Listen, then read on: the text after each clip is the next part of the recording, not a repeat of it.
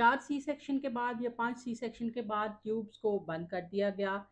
लेकिन अब दोबारा बच्चे की ख्वाहिश हो गई है, तो क्या बच्चा करना मुमकिन है? बिल्कुल, बच्चा आईवीएफ के ज़रिए से आप कर सकते हैं। इसमें होता ये है कि वही काम अंडा और स्पर्म के मिलने का काम जो ट्यूब्स में होता है, जिसकी अब बंदिश कर दी गई है, वही काम हम बॉडी से बाहर भी कर सकते हैं।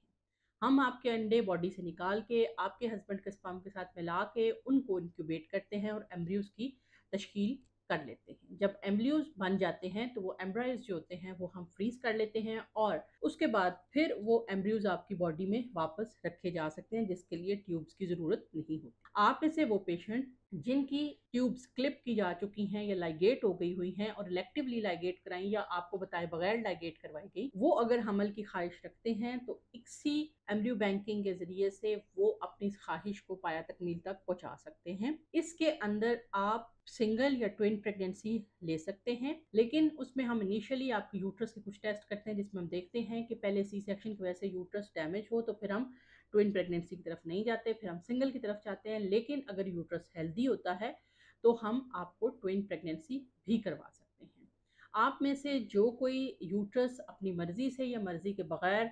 क्लिप करवा दी गई, कट करवा दी गई, लाइगेट करवा दी गई, अब हमल की तरफ जाने की ख्वाहिश रखते हैं, तो आईवीएफ के ज़रिए से, इक्सी के ज़रिए से आप बच्चे की ख्वाहिश पूरी कर सकते हैं। स्क्रीन के ऊपर ऑनलाइन पे जो नंबर दिया हुआ है, अपॉइंटमेंट लेकर आप मेरे पास मुझसे बात कर सकते हैं। लाहौर में जेल रोड के ऊपर हमारा आज फर्टिलिटी एंड आईवीएफ सेंटर के नाम से क्लिनिक है, आप वहाँ पे आ सकते हैं ताकि आपकी यूट्रस की इंटरनल कंडीशन जानी जा सके और फिर इक्सी के प्रोसेस में जाके आपको दोबारा से प्रेगनेंसी की पॉसिबल करवाई जा सके।